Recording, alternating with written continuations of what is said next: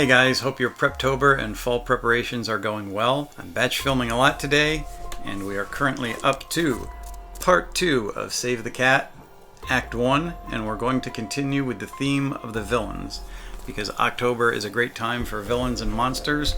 Unless you think that has nothing to do with my own nano project, its tentative title is Monsters, and without giving too much away, it's going to be sort of a psychological story. Are monsters real, or are we the monsters? One day you'll have to read it and find out. So for now, without further ado, let's get on with part 2 of this video, and you're watching The Story Detective.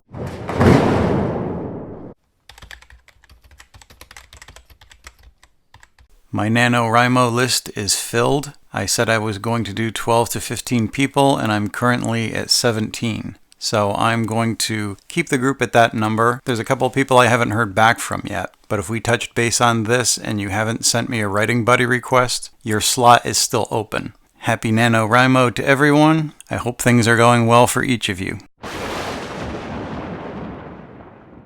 Once you have your hero and villain pretty well in hand, you're ready to tackle Act 1. Act 1 is essentially 5 beats, and this comprises your setup. Beat number 1 is called Opening Image. And that image essentially shows your hero in their status quo of life, and it focuses on their flaws. Those flaws are important. It's a quick snapshot of their life and how those flaws are affecting them. And why the flaws are important is because the final image in your story is going to be a mirror image. Once your hero deals with those interior flaws, you're going to see them at the end in a different light. Whatever their status quo at the end of the story is, it's going to be a reflection to hold up against that first image. So keeping that in mind, your first image needs to show your character and the things that they need to change before the life lesson occurs. This is usually a single scene or a chapter that happens right at the beginning of your book. Beat number 2 is called Theme Stated, what your character needs to overcome to get out of their own way. This is stated by a friend, family member, a coworker, or even a total stranger. Your character could go into a bar at the end of a tough day and be talking to a friend or bitching to his favorite bartender, and the drunk at the end of the bar could say, "Hey buddy, you know what you need to do?" And he could lay it all out exactly what the character needs to do. But just like in real life, until your character is actually willing to hear it, they're just going to be like, "Who is this asshole? Why is he telling me what I need to do with my life?" And they're going to ignore it, and they're going to walk away. But it states the theme for the story, and it sets the character up, I think, on that psychological level to show that they're not willing to hear it. The answer can be right in front of us, and until we are actually at a point where we're willing to accept it, we've gone through whatever it is that we need to go through to get to that point. This is where your hero is now. They haven't gone through anything yet, so they are completely going to ignore that theme stated. I was asked by Poet Spice Biblioscribe about creating villains who are truly evil. This is a subject worth expanding on here. My favorite example when looking for giant-sized evil is to look at a character who does giant good. Fiction, and often life, can be better understood when using what I call the law of opposites. So let's take a look at Superman. He's one of the most powerful forces for good ever imagined, and yet he has those occasional moments when he's pressed, and you wonder what might happen if this guy truly lost control. Take a close look at his relationship with Lois Lane, and you'll see her putting herself between Superman and whatever is threatening the world time and again. And he saves her first. Does Superman in all his good glory take issue with the woman he loves behaving like a compulsive psychotic? On the contrary, he feeds into it, rather obsessively. Truly evil villains have very compulsive habits, are extremely obsessive in their relationships, often hurting that one person who loves them. When they can't get out of their own way, we empathize, because we've all met people like that. We either feel a bit sorry for those villains, or shake our heads and think, what a jerk. Either way, your readers are relating on some level. What about villains who aren't human?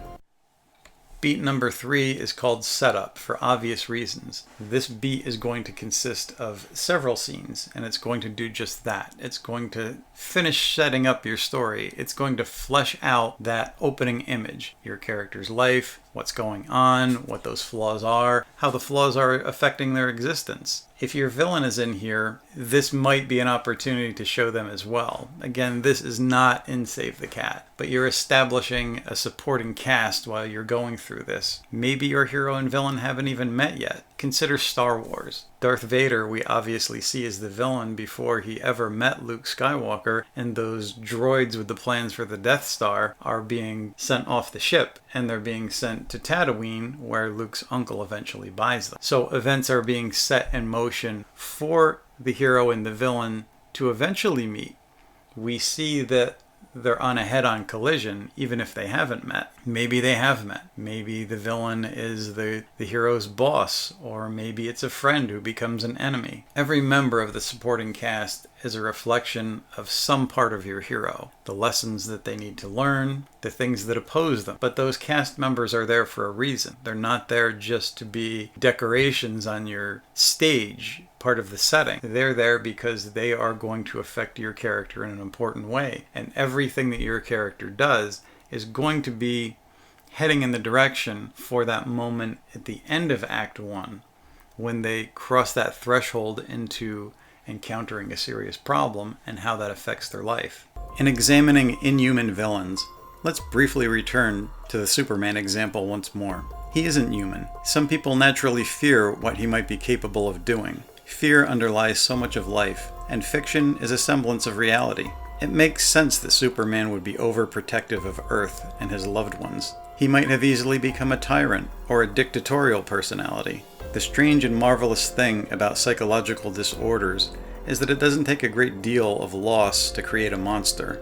Such things are often just splinters in the mind's eye. You've probably known people who have changed their entire course of life for the worse over what seems like a trifle. The mind doesn't distinguish between large and small problems. It can make those splinters into mountains if they fester in isolation. Even Voldemort was feared and ignored for being different as a kid. Many evil villains seem petty because their shard of glass seems like something they should have gotten over a long time ago, and it looks like a weakness because it is.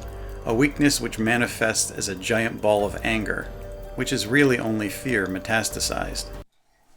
This brings us to beat number 4, Catalyst. This is the life-changing event. This happens at about 10% into your story. It is an inciting incident, but it's not the big inciting incident. It's not crossing that threshold yet. It is a life-changing moment. Again, getting back to Star Wars, it's when Luke Skywalker met Obi-Wan Kenobi. Now, Obi-Wan Kenobi shows him the lightsaber, tells him that he knew his father. He opens that door. There's usually a call to action in this part of the story, but the hero is not ready to take that call to action.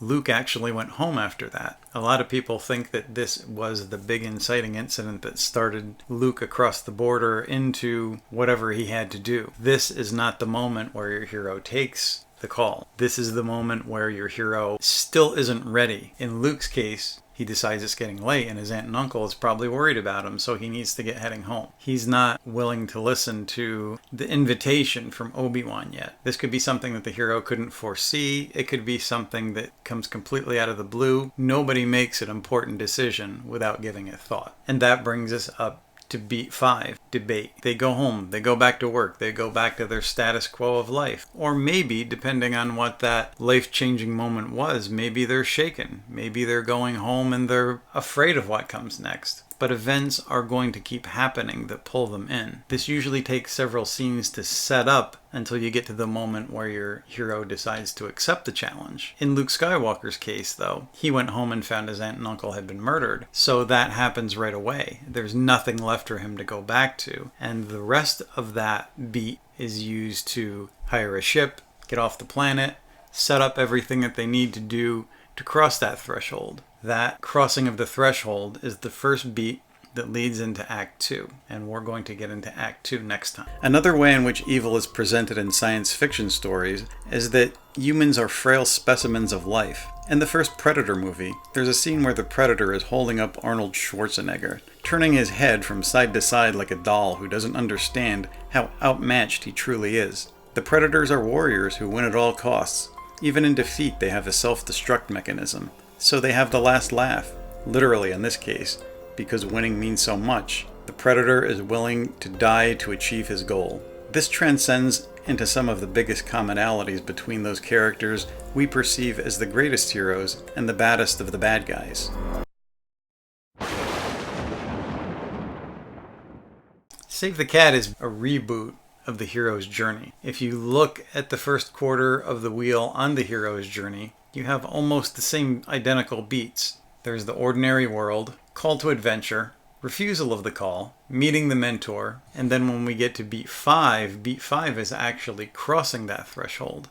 Save the Cat added an extra beat in there, and it's not until actually beat 6 when you're crossing the threshold and Save the Cat. Some people may like having those extra beats because those extra beats are extra little suggestions and milestones that you can keep in mind for your story. Or maybe you don't like having all those beats and you prefer less. So are these beats tried and true over time? If you get into the hero's journey, and Joseph Campbell, he studied these things from psychology in real life, going back to hundreds of stories he read, all the way back to myths, and he started noticing a pattern. That pattern recognition was that all stories, and for the most part human nature, goes through the same things when they're dealing with any type of life-changing issue. My caveat for all of story structure is that when you look at these beats, you use them creatively. And you use them as those sort of psychological reminders that lead your character through what would normally be the logical steps taken in a journey when facing those life-changing issues. When a hero fights against all odds,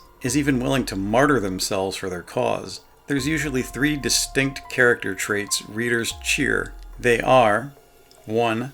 Single-minded, 2. Unwavering, and 3. Persistent. When a villain does likewise, there are 3 different character traits in play. They are considered 1. Arrogant, 2. Egotistical, and 3. Unrelenting. However, if we put those 2 lists of traits side by side, are they really all that different? The point of view is skewed, but like synonyms and antonyms in a thesaurus, they are intimately connected. The worst villains could almost be the best heroes, and will often be perceived as such by some, hated by others. In this, your hero and villain often stand together, yet alone. I hope you've enjoyed this video, and that it helped your own Preptober project plans in some small way. If so, I hope you'll subscribe, like, and leave any questions or comments below. And I'll see you next time for Act 2 of Save the Cat, and more about villains. Until then, keep those keyboards clacking.